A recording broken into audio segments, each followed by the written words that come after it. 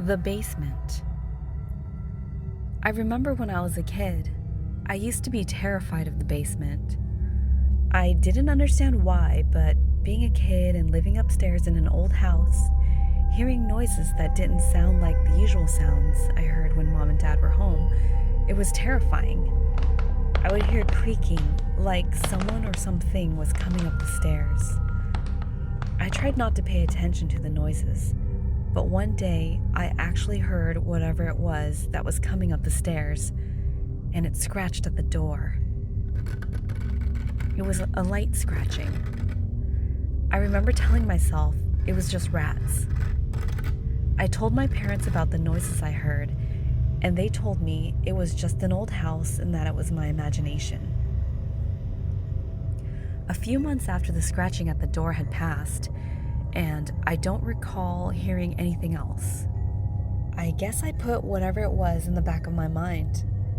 Dad asked me one day to grab something from the basement. The moment I opened the door, this dark feeling loomed over me. There were scratches on the other side of that door, and they couldn't have been made by rats. I ran to my dad and told him about it, and he came and looked at the door. He said they were patterns in the wood and continued to tell me to go down into the basement to grab whatever it was he needed. I had a flashlight because the basement light was not the brightest. I looked around and saw that the window of the basement was broken, and there was glass everywhere. I called for my dad to come, but I guess he couldn't hear me. I grabbed what he needed and rushed up the stairs, just to have the door slam in my face. I yelped from the fear, and the dark feeling grew. I pounded on the door, crying, trying to open it. I felt something behind me, coming closer. But thankfully, Dad opened the door in time. He asked me what was wrong, and I told him that the window was broken downstairs, and there was glass everywhere as I was trying to catch my breath, sobbing uncontrollably.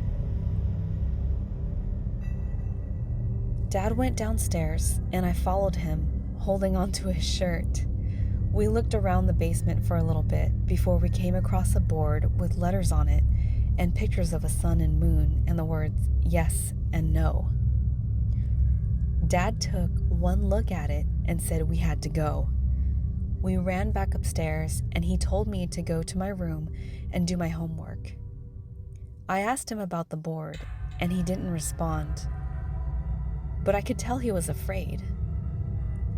I went upstairs, and I overheard him talking to Mom in the backyard where she was gardening. He told her about the board and other stuff, but I couldn't hear them clearly. A few weeks later, we moved from that house. I finally asked my parents again about the board, and they said that it was a Ouija board, and whoever played it last didn't close out the portal or the game. I think about that board often, and it still freaks me out. The woman in the closet. When I was a little kid, I remember constantly crying to my family about someone being in the closet. I don't remember what I said or anything about it, but I do remember when I told my mom, she just told me to stay in her room with her and sleep there until I felt better. After a few months, I went back to sleeping in my room again, ignoring whatever was in my closet. But sometimes the fear and paranoia would get so bad that I would run to my parents' room and sleep. Years later, after I forgot about the thing in my closet, I suddenly remembered it when I was in my dorm room at college. And I got a feeling that someone was watching me. My roommate was out of town that weekend, and I was all alone. I called my mom, hoping she would comfort me, and she just told me to come home. The drive was about 3 hours away, and I was already tired, but she insisted. I decided to take the drive and finally arrived home after being on the road. and I walked into the house I grew up in. I sat down with my mom, looking frantic. She asked me if I saw what was in the closet this time. I said no. I was too scared and looked to her for reassurance. She replied that when she herself was a kid, she used to play in an old house with her friends, and they thought it was abandoned since it was condemned. They were playing hide and seek, and she was the seeker. She was looking for her friends, thinking that one was hiding in a huge wardrobe that she found in the attic. It turns out it was the village witch hanging inside the wardrobe. She screamed for her friends, and they all ran out of the house. Throughout the years, the friends that were with her in the house either went missing or died in some sort of freak accident. The remainder of the friends that were still alive moved away or went into hiding. My mom was one of the friends that remained in the village. After she got married to my dad and had me, she never thought about the village witch again.